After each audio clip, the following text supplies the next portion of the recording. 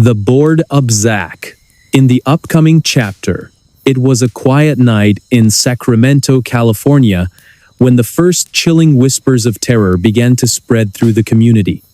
A shadowy figure moved silently under the cover of darkness, leaving behind a trail of unspeakable acts that would haunt the state for decades. Imagine this: a predator who struck not once, not twice, but over and over again, leaving victims traumatized and authorities baffled.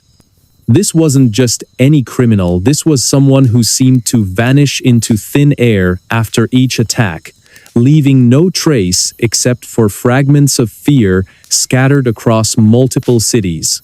Before I dive in, tell me, where are you watching from and what time is it there for you?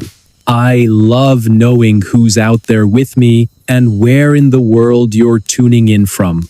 Whether you're starting your day, winding down at night, or somewhere in between, I want to know what your moment looks like. It's also a great way for me to get to know you better and maybe even shape future content around your schedules. So go ahead, drop a comment below and let me know where you are today. I'm all ears. The year was 1976 when the first reports emerged of a brutal intruder breaking into homes during the dead of night. The East Area Rapist, as he came to be known, targeted women in their own beds, using violence and intimidation to silence them. Over the next decade, his crimes escalated beyond sexual assaults to include cold-blooded murder. By the early 1980s, he had expanded his territory, moving south to Orange County and leaving a trail of death and destruction in his wake. For years, law enforcement struggled to piece together the puzzle of who or what this monster could be.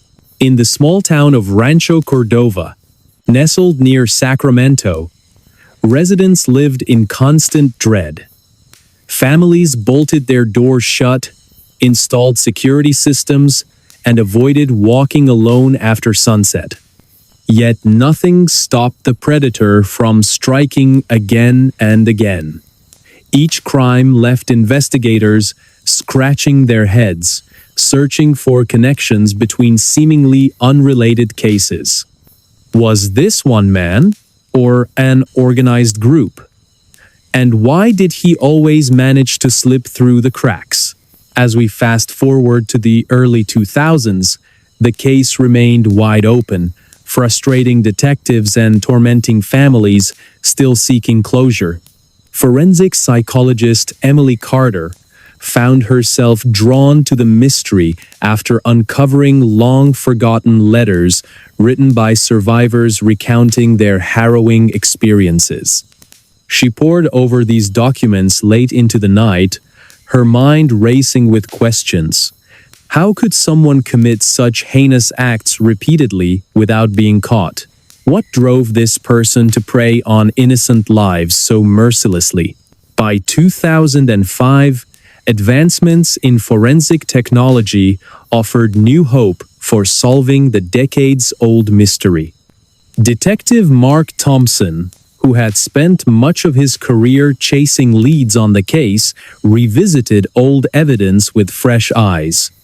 Using DNA testing capabilities unavailable at the time of the attacks, investigators began matching biological material found at various crime scenes.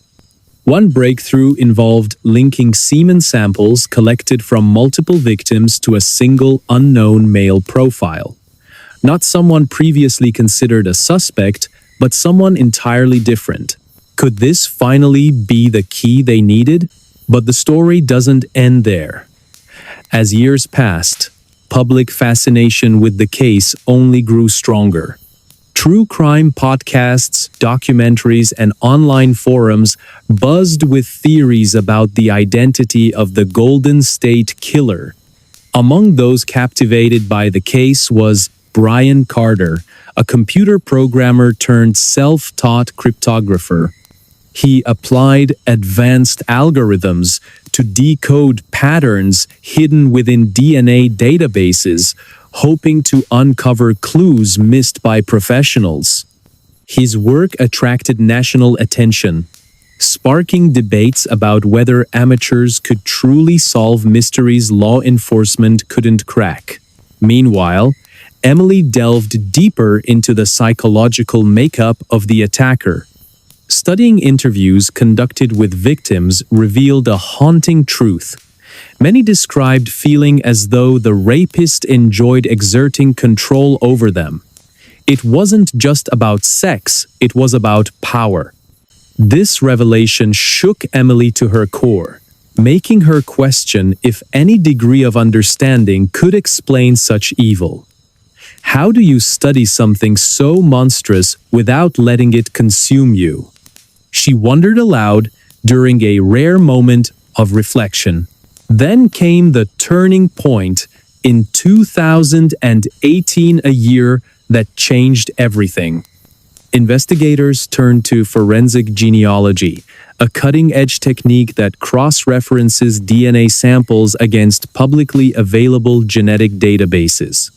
Following this lead, they identified a distant relative linked to the unknown male profile discovered years earlier. Tracing connections back through family trees led them straight to Joseph James D'Angelo, a former police officer living quietly in Citrus Heights, California. On April 24, 2018, detectives arrested D'Angelo after confirming through additional DNA tests that he matched the profile left at numerous crime scenes. The announcement sent shockwaves across the nation. Here was a man who had once sworn to protect and serve, now revealed as one of America's most infamous serial killers. During his trial, witnesses recounted chilling encounters, while forensic experts provided damning evidence linking him to more than 50 rapes and 13 murders spanning over a decade. Despite his calm demeanor in court, D'Angelo's actions spoke volumes of a twisted mind obsessed with domination and destruction. After days of deliberation, the jury delivered a verdict: guilty on all counts. Justice may have been served, but the story didn't stop there. Inside Joseph James D'Angelo's prison cell, analysts uncovered artwork created during his incarceration. Using sophisticated image recognition software, they decoded recurring themes tied to specific locations and dates corresponding to known crimes. These messages suggested that D'Angelo might have left deliberate clues intended to taunt authorities even beyond the grave. Was he playing games right up until the end? Or were these final acts of defiance meant to confuse and confound forever? At the same time, advancements in artificial intelligence opened unprecedented opportunities for analyzing large datasets related to the case. A program developed by Brian Carter sifted through thousands of pages of archived material, flagging patterns previously overlooked by human eyes.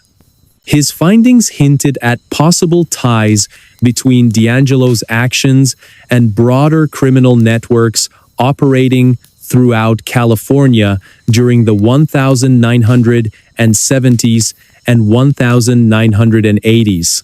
Were these isolated incidents or part of something far larger? The atmosphere shifted dramatically as public interest in the case surged once again. Social media platforms buzzed with theories, some credible, others far-fetched, yet all contributing to a global conversation about justice and accountability. Families affected by similar losses gathered annually to honor their loved ones, finding solace in shared memories and unwavering determination. "We won't stop fighting," said Linda Hayes during a memorial service held near Sacramento, her voice cracking with emotion, underscoring the personal stakes involved. Despite the arrest and conviction, fundamental questions remain unanswered. What exactly caused Joseph James DeAngelo to become who he was? Can anyone fully comprehend the depths of such depravity? Psychologists have debated these issues for years, examining factors ranging from childhood trauma to societal influences. But perhaps the most haunting question of all is whether true evil can ever truly be understood, or will it always lurk just beyond our grasp? Let's take a step back and revisit the beginning. Picture this: a suburban neighborhood bathed in moonlight, where shadows stretch long and every creak of the floorboards echoes like a warning. Somewhere among these streets, a predator stalked his prey, methodically planning each move before striking without mercy. Residents went to bed feeling safe, only to awaken to horror unimaginable. How does someone fall so far into madness that they see nothing wrong with destroying lives so casually? For every answer uncovered, new mysteries arise. Did DeAngelo act alone, or did others participate in his crimes? Could there be more victims than originally thought? Advances in forensic science continue to unravel secrets buried deep within archives, offering tantalizing possibilities worth pursuing. In 2023, researchers announced another startling discovery. Traces of handwritten notes found at several crime scenes contained cryptic symbols resembling codes used by military personnel. Could DeAngelo's background as a policeman and Vietnam War veteran provide insight into his methods or mask darker truths waiting to surface? Technology evolves at breakneck speed, offering tools once thought impossible. Yet challenges persist. Forensic experts warn against over-reliance on machines, emphasizing the importance of human intuition in solving complex cases. Psychologists study behavioral patterns exhibited by perpetrators, hoping to identify warning signs before tragedies occur. Ordinary citizens grapple with difficult questions about safety, trust, and accountability in their communities. How close do monsters live to us, and how easily can we miss the signs? As we reflect on this harrowing tale, one thing becomes clear. Evil exists in many forms, often hiding in plain sight. But so does resilience. Despite the horrors endured, the people of California continued to rebuild, finding light in the darkest corners. Support groups formed by family members of victims offer comfort and strength, reminding everyone that love can conquer fear. Memorials stand proudly, honoring those lost and inspiring future generations to learn from past mistakes. Do you believe the case will ever be fully solved? Or does its identity remain forever shrouded in darkness? As we ponder these questions, let us remember the lives touched and tragically ended by this horrific series of crimes. Because only by honoring their memory can we hope to move forward, armed with knowledge and fortified by compassion. Or will the shadows always hold sway, reminding us of the limits of human understanding? What do you think happened here? Let me know in the comments below. Do you agree with the theories presented? Or do you have your own ideas about what drove D'Angelo to commit such atrocities? Your input matters, and it shapes the stories I share next. So go ahead, type it out, and hit send. I'll see you there. A man who could charm his way into anyone's life, leaving destruction in his wake. He was intelligent, good-looking, and disarmingly polite qualities that made him the perfect predator. In the late 1970s, he became one of America's most feared serial killers, responsible for at least 30 murders across multiple states. But here's the twist: he wasn't just some random stranger lurking in the shadows. No, he was someone you might have invited into your home, someone you trusted without hesitation. Ladies and gentlemen, this is not just any story, it's inside the mind of Ted Bundy. Before I dive in, tell me, where are you watching from and what time is it there for you? I love knowing who's out there with me and where in the world you're tuning in from. Whether you're starting your day, winding down at night, or somewhere in between, I want to know what your moment looks like. It's also a great way for me to get to know you better and maybe even shape future content around your schedules. So go ahead, drop a comment below and let me know where you are today. I'm all ears. Let's rewind to Seattle in the early 1970s, a city buzzing with promise, yet unaware of the darkness brewing beneath its surface. This is where our story begins. In a quiet suburb surrounded by towering evergreens and misty skies. Picture a young man named Ted, seemingly ordinary but hiding a sinister side no one could have imagined. To his neighbors, he was friendly, always ready with a smile and a helping hand. But behind closed doors, his mind was consumed by an insatiable hunger for power, control, and violence. Ted grew up in a modest household, raised primarily by his mother after his parents split when he was still a child. From the outside, his childhood appeared unremarkable, though whispers of instability lingered among those who knew him well. As a teenager, he struggled socially, often retreating into books about psychology and criminology.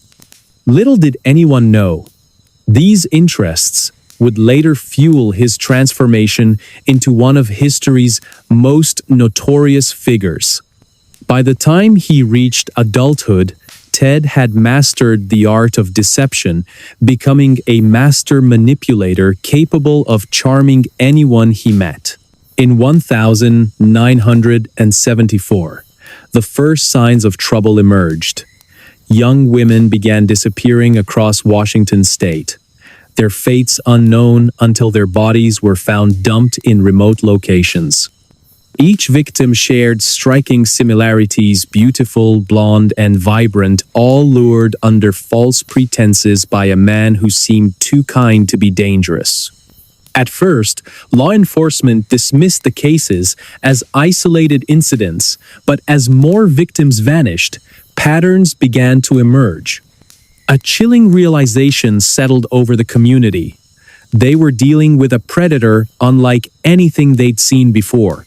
As investigators dug deeper, they uncovered disturbing details about Ted's methods. He used disguises, impersonating authority figures like police officers or park rangers to gain trust. Once close enough, he struck swiftly, using brute force or cunning tricks to overpower his victims. What made him truly terrifying wasn't just his brutality. It was his ability to blend seamlessly into society. Between crimes, Ted lived a double life, working as a legal assistant and volunteering for political campaigns. He was the last person anyone suspected. But then came the breakthrough. On February 9, 1978, Carol Daronch narrowly escaped death after being abducted by Ted. Her harrowing account provided police with crucial evidence, including descriptions of his car and behavior during the attack. Despite her bravery, proving Ted's guilt proved nearly impossible. His charm worked wonders in court, convincing many jurors of his innocence. It wasn't until years later, when confronted with overwhelming evidence, that Ted finally confessed to his crimes. But even then, questions remained unanswered. The real shock came when psychologists began studying Ted's psyche. They discovered a man driven by deep-seated insecurities, masked by arrogance and charisma. During interviews conducted while awaiting execution, Ted revealed his fascination with domination and control. One exchange stands out. When asked why he targeted young women, he replied calmly, "Because they represented purity and innocence, qualities I wanted to destroy."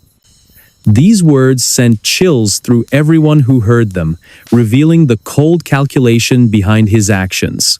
Fast forward to 2005, and forensic psychologist Emily Carter finds herself drawn into Ted's world. While researching archives at the University of Washington, she stumbles upon previously unpublished letters written by Ted himself. The pages are filled with cryptic musings and eerie insights, offering a rare glimpse into the mind of a monster. How does someone so charming become capable of such atrocities? Emily wonders aloud during her first visit to the archive. This question sets her on a decade-long quest to unravel the mysteries surrounding Bundy's motivations. By 2010, advancements in DNA technology offer new tools for analyzing evidence collected decades earlier. Investigators revisit old crime scenes, hoping modern techniques will uncover leads missed during the original investigation. One breakthrough involves matching genetic material found on a cigarette butt at one of Ted's suspected crime scenes to his profile. This discovery reignites interest in long-dormant cases across multiple states, prompting law enforcement agencies to share information freely for the first time. Could there be even more victims than originally thought? Detective Mark Thompson asks during a press conference, his voice heavy with both hope and dread. Meanwhile, Emily delves deeper into Bundy's psychological makeup. She studies interviews conducted with him by renowned criminologists during his imprisonment, piecing together fragments of information to form a clearer picture of the man or monster behind the mask. A particularly haunting exchange stands out. When asked about his feelings toward his victims, Ted described killing as a game, explaining, "You either win or lose." These words shake Emily to her core, making her question whether true understanding of such evil is even possible. Years pass, and the case continues to evolve. In 2016, a former cellmate of Ted's comes forward with disturbing claims about conversations they had in prison. According to this witness, Ted confessed to additional murders not included in official records, detailing specific techniques he used to manipulate people. He didn't seem remorseful, the witness recalls. It was like he was just discussing business strategies. This testimony prompts renewed scrutiny of several missing persons cases throughout the United States. focusing especially on areas where Ted traveled extensively but left little direct evidence behind. In 2018, investigators identified potential burial sites near Interstate 80 in Wyoming based on geographical profiling combined with clues provided by Ted himself through archived letters. Excavations commence under heavy media coverage, generating anticipation and anxiety among residents whose loved ones disappeared without explanation. By 2020, significant progress has been made in identifying previously unknown victims. Forensic anthropologists analyze remains recovered from remote locations, bringing closure to grieving families, while simultaneously deepening society's collective unease about the extent of Ted's crimes. Public forums emerge online, allowing descendants of victims to share stories and support one another in ways unimaginable during Ted's active years. Through these discussions, a pattern emerges. Each victim was carefully chosen. Their lives ended not out of hatred, but because they fit a specific mold in Ted's twisted fantasy. For every answer uncovered, new mysteries arise. What exactly caused Ted Bundy to become who he was? Was it nature or nurture, or something far darker? Now let's fast forward to 2023, where advancements in artificial intelligence offer unprecedented opportunities to analyze large datasets related to Bundy's case. A program developed by Brian Carter sifts through thousands of pages of archived material, flagging patterns previously overlooked by human eyes. His findings suggest possible ties between Bundy's actions and broader criminal networks operating throughout the Pacific Northwest during the 1970s. Are we looking at isolated incidents or part of something larger? Brian asks, during a live session, drawing nods of agreement from participants. The atmosphere shifts dramatically as public interest in Bundy's case grows once again. Social media platforms buzz with theories, some credible, others far-fetched, yet all contributing to a global conversation about justice and accountability. Families affected by similar losses gather annually to honor their loved ones, finding solace in shared memories and unwavering determination. "We won't stop fighting," says Linda Hayes during a memorial service held near Seattle. Her voice cracks with emotion, underscoring the personal stakes involved. And here's the twist. Despite everything we've learned, fundamental questions remain unanswered. Did Ted act alone, or were others involved in his rampage? Could his crimes have inspired copycats still operating today? These queries weigh heavily over the conclusion of our narrative, reminding us that while much has been learned since Bundy's time, much remains mysterious. For every answer uncovered, new questions arise.